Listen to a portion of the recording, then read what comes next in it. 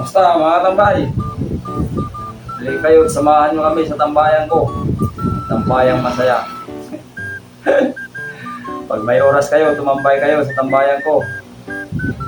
Libre lang, walang bayad. Alright. Alright. May bagong recruit na naman kami ito, mga tambay. Dumadami ang tumatambay sa tambayan ko ah. Mayroon pa kaming kasakain na siguro naliligaw. Nagtatanong sa akin. Sabi niya, Kuya, ano ba ang babayaran ko papunta doon sa unahan ng City Hall? Bahala ka sa buhay mo. Sabi ko, kung lalampas ka ng City Hall, sabihin mo doon pa sa Otso Hall. Ugong! Barinig kita sa mukha eh! Alright. Nagbayad. Lumabas ka City Hall. Kapunganga nyo! Lumampas na sa City Hall, doon ka na sa Otso Hall pa. Tutulog ako! Nakikita ko sa mukha nyo!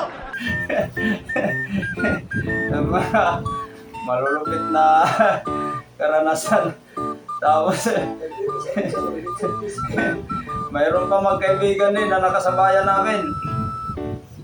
Isa na lang bakante ang upuan. Nakiusap sa kanya yung kaibigan niya, sabi niya, pare, baka ako na lang ang uupo. Sabit ka na lang kasi pagod na ako eh. Kapal na mukha mo! Ipayag naman yung kaibigan, tapos sabi niya, magpaalam ka sa driver, baka mamaya bawal ang sabit. Nagtanong ngayon yung lalaki siya, Mama, pwede bang sabit? Sige nga, subukan mo! Sabi ng driver, sige. Ito na ngayon, nung nagbiyahe na kami, mga 1 oras na, wala pang bumababa. Biglang nagpaalam yung pasahero, sabi niya, Mama, Wait for it.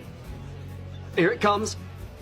Almost there. Ding, aapak naman ako dahil nakasabit lang talaga siyang gano'n sa hindi sumasayad yung paa. Ang galing mo, Anggoy! Ang galing! Kung ano matulog, magpatulog kayo!